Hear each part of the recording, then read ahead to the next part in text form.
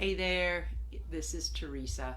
Good morning, good afternoon, good evening, depending upon when you're watching this.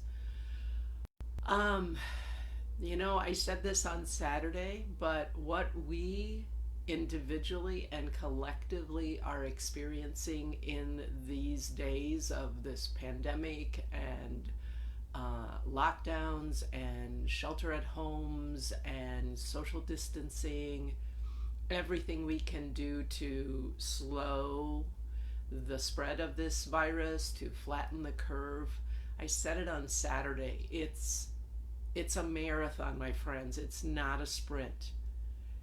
This is not something that's going to be business as usual in 2 weeks or at Easter time or probably even in a month or two.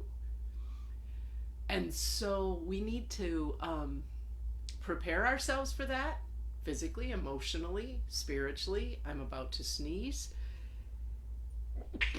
Properly done in my arm, please note. And this morning, I found myself remembering a question that my mom used to ask me at particular moments in my life, and I hated it. So I'm going to share that question with you because, as much as I hated it when I was a kid, I think it's really valid for us individually and collectively today. And it's really a question that can support us to do exactly what this series is about, to anchor in abundance. In the midst of fear and scarcity, to anchor ourselves in the definition of abundance that I have, which is the knowing in our souls that we are part of something much bigger than we are, and that what is happening right now. And fortunately, that something is more loving, more resourceful, more creative, more powerful, more eternal, more generous. And we need to anchor ourselves in that so that we can cooperate with that, which you may call God or universe or spirit. So here's the question. It was the question my mom always asked me anytime I got sick, anytime I was injured. She would look at me with great love and compassion, and now I recognize wisdom in her eyes. And she would say this simple question: well, Teresa, what do you think God is trying to tell you? I just realized this, but I love my mom for that question now, because what she was teaching me was self-reflection. She was, in that simple question when I was flat on my back on the couch, she was inviting me to go inward and to reflect and get greater awareness about myself and what I'd been doing and my motivations. I just got that. So thank you, Mom. And my answer always was, you need to slow down.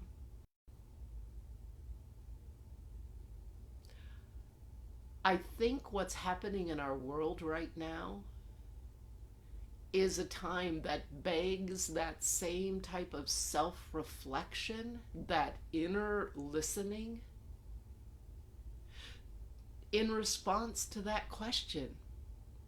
What do you individually, or what do we collectively think God is trying to say to us here? Now, I'm not talking about a God who's judgmental or punishing or anything like that. I'm talking about that something bigger, the divine, a source of love and life and power, like all of that, but a loving, compassionate, wise God, just like my mom was. What do you think God, universe, spirit, life energy, the creator of this universe and you and me, is trying to tell us right now?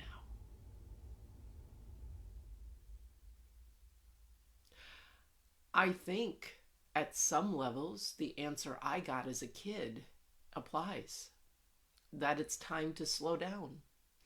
And we have been slowed down individually and collectively. In this time, which is an opportunity for that inward journey, we get to see, what was going on? What was going on? And we get to start to ask ourselves, what's really important here? When we emerge from this, am I going to just go back to business as usual? Or is there some learning, some transformation, some new life that's wanting to come through? I think this time for me, and I hope for you, is a time to begin to get what really matters. And is it really all of our busyness and all of our stuff and all of our activities and all the things we do to make a living and do all this stuff to feel important or worthy or to know that we're doing something, or we just do it because everybody's doing it? What is God, universe, the creator of all, trying to tell us right now? What is God, universe, the creator of all, trying to tell you right now, my friend? And are you listening? Are you taking that inward journey? Reevaluating how you want to live your life, how you want to use your precious life energy. What really matters?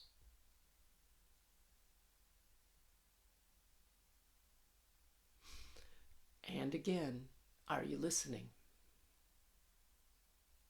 To listen, we have to be still. And if nothing else, that stillness in some respects has been forced on us. But we don't have to just be still in terms of our activities. That's not the stillness. We have to learn to go inside into the stillness of our hearts and listen.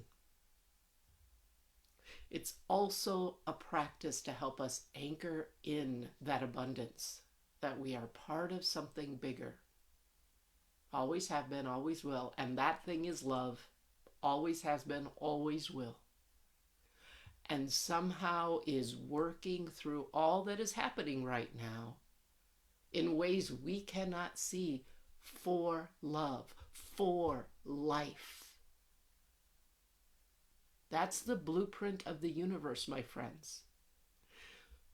Dying, creating life. The seed dies and produces life. The sunflower dies. The forest is burned and new life comes forth.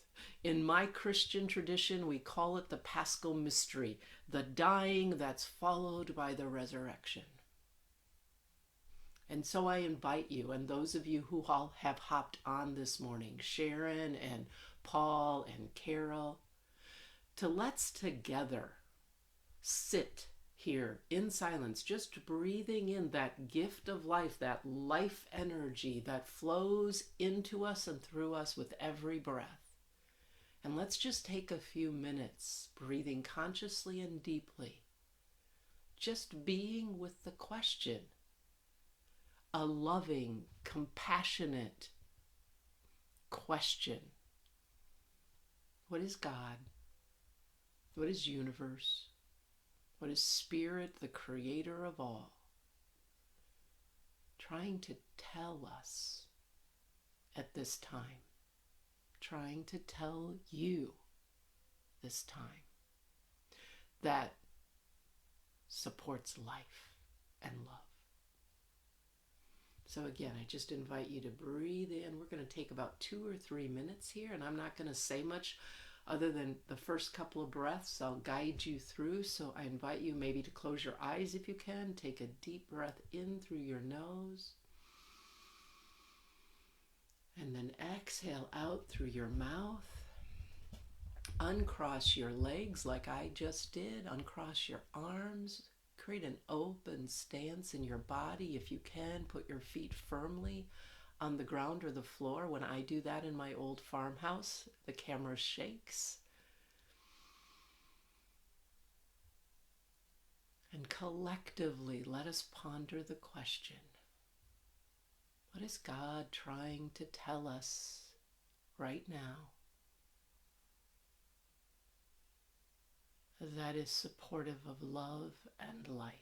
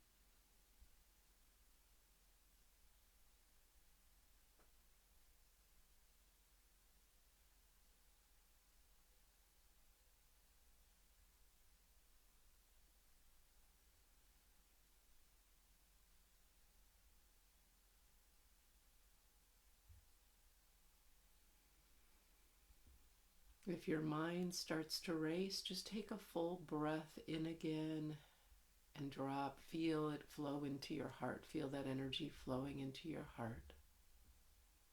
And listen from there.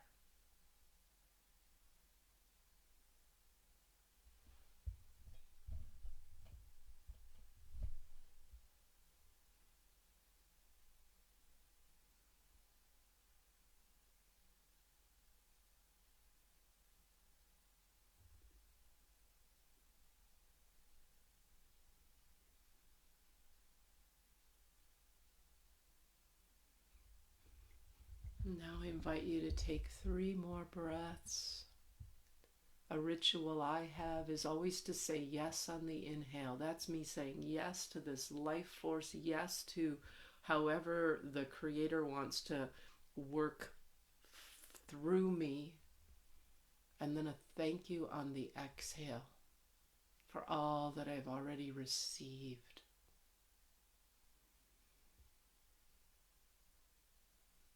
Three times.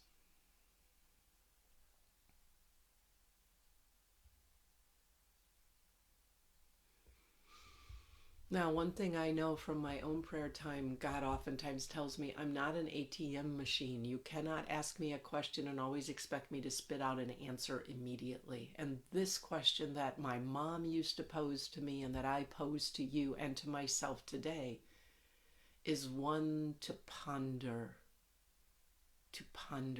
through the days and weeks ahead.